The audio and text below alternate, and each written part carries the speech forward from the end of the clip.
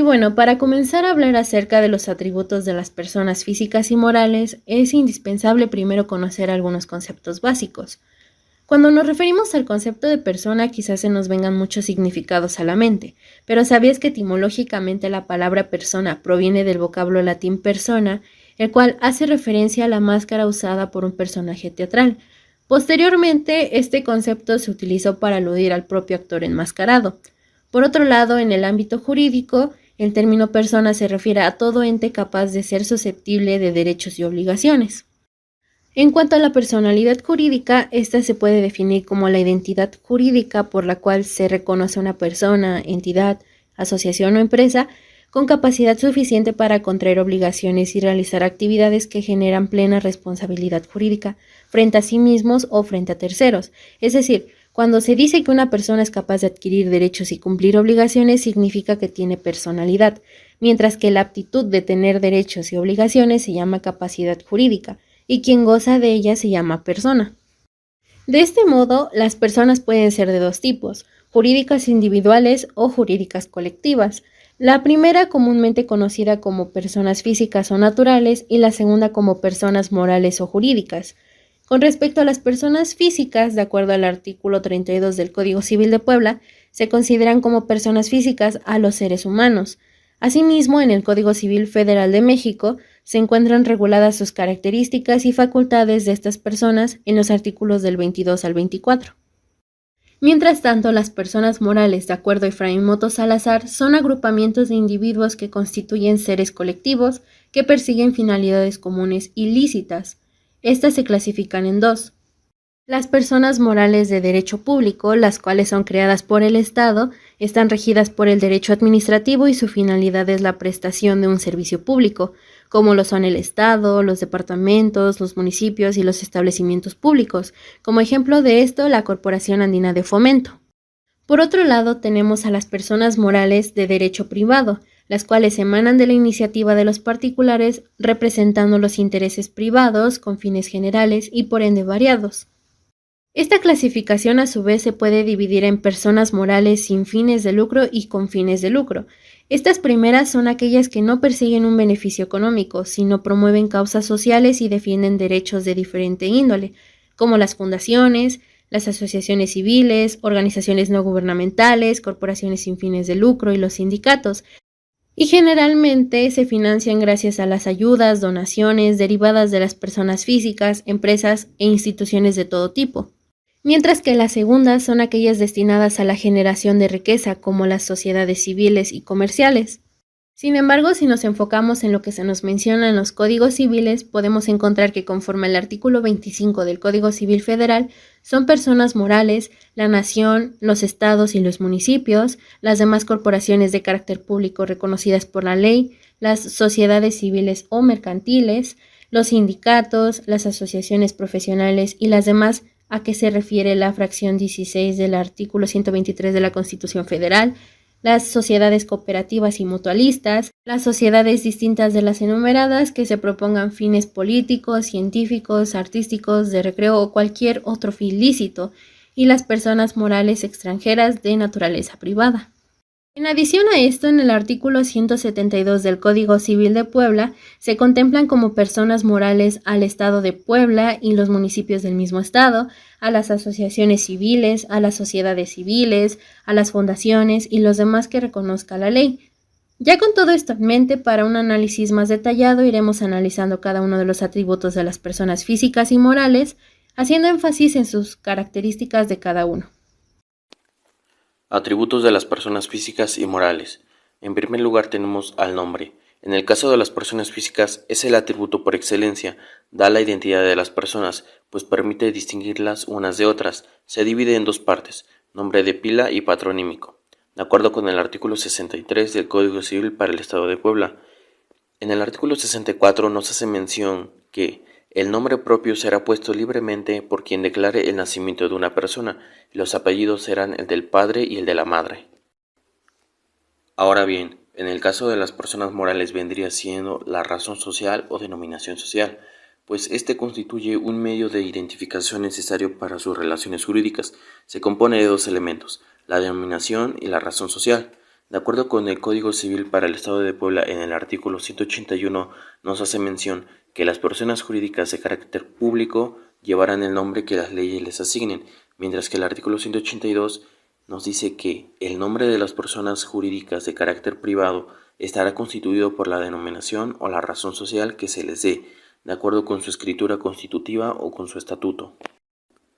Pasamos al siguiente atributo, que es el domicilio. Para las personas físicas, estas pueden tener y tendrán varios domicilios simultáneamente, y estos a su vez pueden tener la misma ubicación.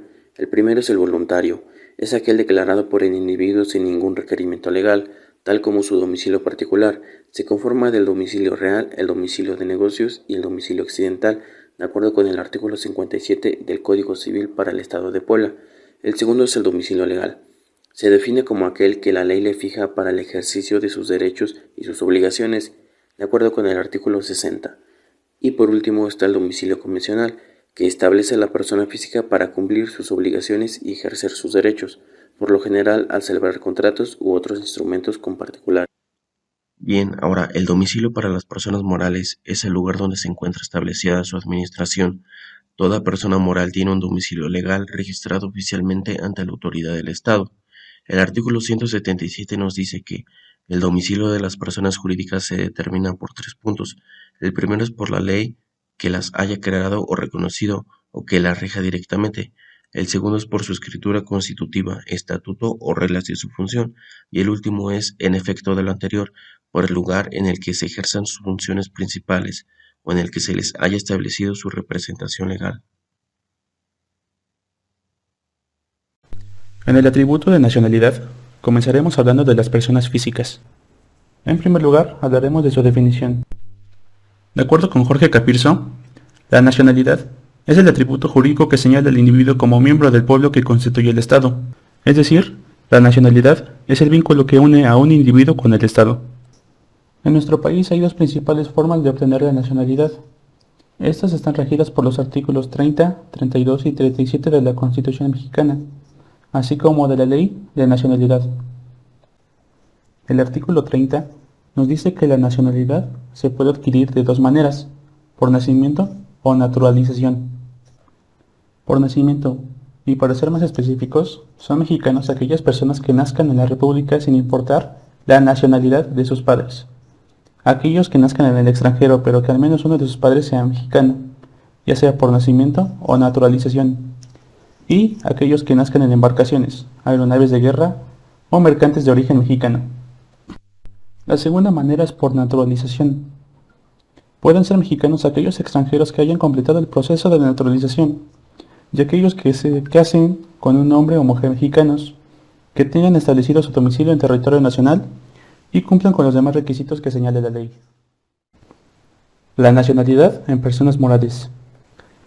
Las personas morales, al ser una ficción de derecho, se trata de que sus atributos sean los más similares o iguales a los de las personas físicas. En el caso de la nacionalidad, tienen ciertas diferencias. La nacionalidad con las personas morales se adquiere de acuerdo con el lugar donde se constituyen por primera vez. Por ejemplo, si se asientan en México, obtendrán la nacionalidad mexicana.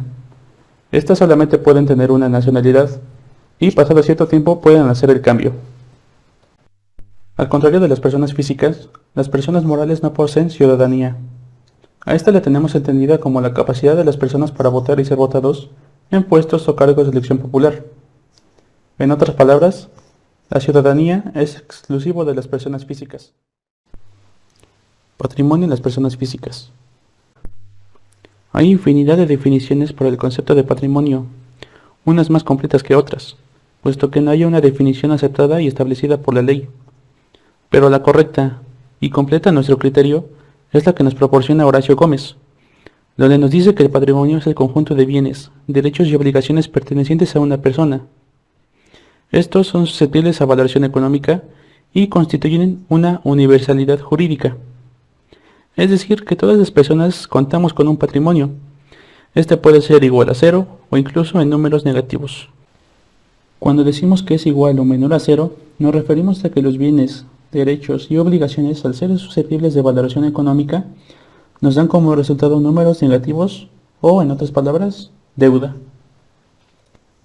Al igual que en el caso de la definición, las clasificaciones de los tipos de patrimonio son muy variadas, y parece ser que cada una de ellas corresponde a un tipo de doctrina. Pero en este apartado intentaremos dar algunos ejemplos con carácter general. Algunos patrimonios podrían ser inmuebles, bienes inmuebles, como casas, departamentos, locales, etc.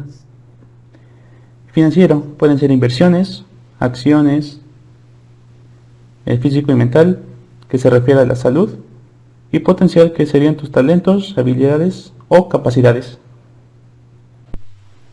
Aunque tú puedas decir que no tienes patrimonio, sí lo tienes, ya que el patrimonio no solo se refiere a cosas materiales como casas, sino que también hace referencia a la salud o habilidades que puedas tener. El patrimonio ayuda a que tú puedas responder a tus deudas y obligaciones, exceptuando bienes inembargables o inalienables. Tenemos entendido que el patrimonio de las personas morales es el conjunto de activos y pasivos que posee la persona moral. Esta es completamente independiente de las personas físicas que conforman esta sociedad. Al contrario de las personas físicas, el patrimonio de las personas morales es indispensable, es decir, tiene que ser mayor a cero, ya que en caso contrario, dicha sociedad carecería de justificación. Comenzando con el estado civil de las personas físicas, de acuerdo con Ricardo Treviño, es la posición que ocupa cada persona en función a los grupos sociales a los que pertenece. Estos pueden darse en relación con la familia, a las que denominamos estado civil, o con la nación, a la que llamamos estado político. Esto queda sustentado en el artículo 47 del Código Civil Federal, donde se establece que el estado civil se comprueba por medio de las actas certificadas del registro civil, y deja en claro que ningún otro medio de prueba es admisible. El estado civil de las personas físicas se caracteriza por ser indivisible. Esto quiere decir que los individuos pueden tener un solo estado civil y un estado político, es decir, sea soltero o casado, nacional o extranjero. Indisponible, lo que significa que no puede ser objeto de transacción. Imprescriptible, que no puede perder vigencia o validez. Y por último, es objeto de posesión. A falta del acta del registro civil, la posesión constante de Estado es el reconocimiento más eficaz de que efectivamente se tiene el título de Estado. Por ejemplo, una persona pretende ser el hijo de otra y se conduce como tal, y usa el nombre y apellido del presunto padre y ha vivido públicamente y consecuentemente ante la sociedad como hijo de aquella persona. Ahora bien, por el lado de las personas morales tenemos que carecen de estado civil. La capacidad es la aptitud para ser sujeto de derechos y obligaciones. Iniciando por el de las personas físicas, tenemos que sus capacidades se dividen en dos. Primero, la capacidad de goce, la cual es la aptitud para ser titular de derechos y obligaciones y se adquiere por el nacimiento. Esta se sustenta en el artículo 22 del Código Civil Federal, donde se menciona que las capacidades de las personas jurídicas se adquieren por el nacimiento y se pierden por la muerte. Asimismo, en el mismo código, pero en el artículo 337, se establece que solo se considera nacido al feto que desprendido del seno materno se haya presentado vivo al registro civil. Por otro lado tenemos a la capacidad de ejercicio, que es la aptitud para ejercitar tus derechos, contraer obligaciones y cumplirlos por sí mismo. Esta capacidad se obtiene cuando cumplimos la mayoría de edad y estamos en pleno uso de nuestras facultades mentales, lo cual queda pactado en el artículo 24 del Código Civil Federal, donde se menciona que el mayor de edad tiene facultad de disponer libremente de su persona y de sus bienes. Del mismo modo, en el artículo 23 de dicho código se establece que los menores de edad ejercitan sus derechos y obligaciones por medio de sus representantes. En relación con las personas morales, sus capacidades también se clasifican en capacidad de goce, pero esta se limita en razón de su objeto, naturaleza y fines. Ricardo Treviño sostiene que no pueden adquirir bienes o derechos o reportar obligaciones que no tengan relación con su objeto y fines propios. Esto queda estipulado en el artículo 26, donde se establece que las personas morales pueden ejercitar todos los derechos que sean necesarios para realizar el objeto de su institución. La capacidad de ejercicio de las personas morales se diferencia porque estos ejercen sus derechos para la realización de su objeto y así poder actuar en la vida jurídica a través de una figura de representación, lo que se sustenta en el artículo 47 del Código Civil Federal, el cual nos indica que las personas morales obran y se obligan por medio de los órganos que las representan, sea por disposición de la ley o conforme a las disposiciones relativas de sus estructuras constitutivas y de sus estatutos. Respecto a la universalidad de los derechos humanos, en México, antes de la reforma del artículo primero de la Constitución Política de los Estados Unidos Mexicanos, publicada en el Diario Oficial de la Federación el 10 de junio de 2011, no se reconocía a las personas jurídicas como acreedoras completamente de derechos humanos. Sin embargo, después de esta reforma, se constituye un cambio de razón en el orden jurídico nacional, pues dicho precepto ahora dispone que todas las personas gozarán de los derechos humanos reconocidos tanto en la Constitución como en los tratados internacionales en el que el Estado mexicano sea parte. Algunos artículos de la Declaración Universal de los Derechos Humanos que tomen en cuenta a estas personas y sus atributos son el artículo 13, 15, 16, 17, 20 y 22.